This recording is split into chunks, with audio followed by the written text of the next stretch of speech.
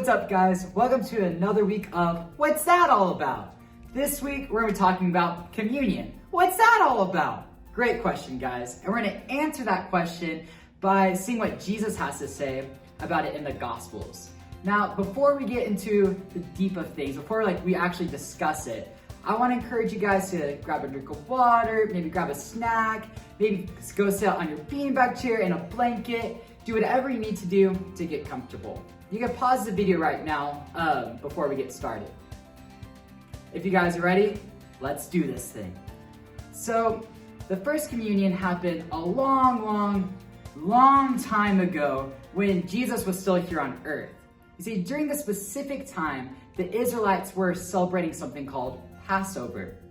And Passover was this huge festival that celebrated how Jesus delivered all the Israelites from slavery when they were in Egypt during the time of Moses. If you were with us last semester, you probably remember us talking about Moses and all the crazy and awesome things God did for all of his people. Well, all these things were so special that the Israelites wanted to celebrate this once a year. Almost like how we celebrate Thanksgiving or Christmas nowadays. Well, this specific Passover was extremely special. You see, a lot of people will call this specific Passover the Last Supper, because this was the last supper Jesus had with all of his disciples before being put on the cross. You see, and Jesus knew this. He knew this was going to be his last big meal with his boys, this last big festival. And during Passover, there's a lot of traditions, a lot of things that you're supposed to do the same year after year.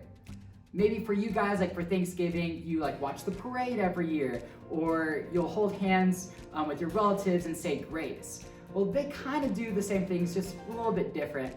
But Jesus knew these traditions and went, you know what? This is my last time. Let's shake things up a little bit. So the first thing he did is he grabbed the bread, right? He blessed it, he gave thanks, and he gave it to all of his disciples and said, "This is my body broken for you. Do this in remembrance of me." And then he grabbed a cup and said, "This is the blood of the new covenant, my blood shed for you." Now, you guys have to remember, this has never been done before. So the disciples were kind of confused. And they're thinking to themselves, well, why are we doing all of this? And the reason why Jesus points out is he wants us to remember.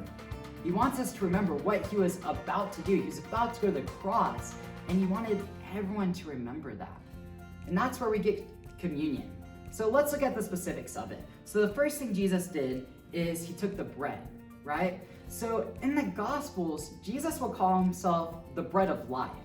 Now, that's kind of an odd nickname, right? I know I wouldn't necessarily call myself the bread of life, so why did Jesus call himself that? Well, the easiest way to think about it is when we're hungry, right? We're empty, our stomach needs food. And when we're hungry, we can sometimes get angry, sometimes a little sad, and we can solve that by eating bread.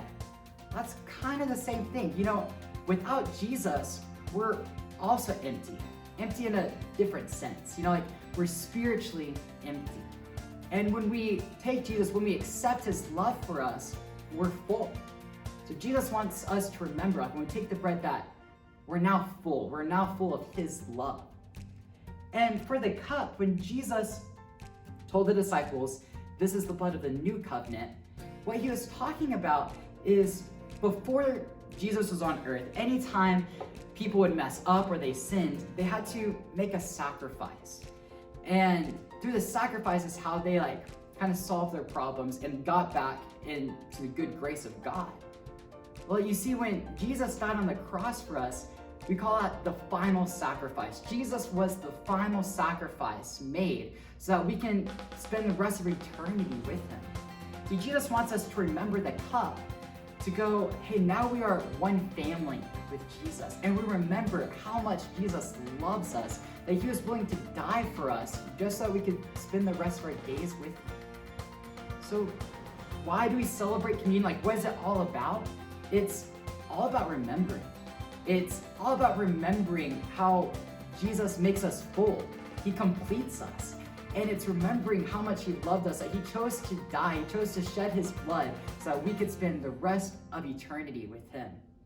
So next time you guys participate in communion or you see communion, I want you to think about that. Like when we go up, we're choosing to be a part of God's family. We're choosing to accept that God completes us and that we need God to live our lives. And we also accept that Jesus loves us. Guys, he loves us so much, he was willing to die for us. And communion is one of those reminders. So during this week, I want to encourage you guys to think about how much Jesus loves you. There's a lot of ways that Jesus loves you.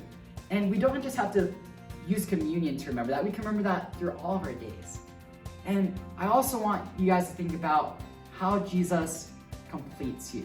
Like, what are things that Jesus has done in your life to make you full? So that's what communion's all about. I hope you guys had a great time. We'll see you guys next week for What's That All About? Have a great week, guys.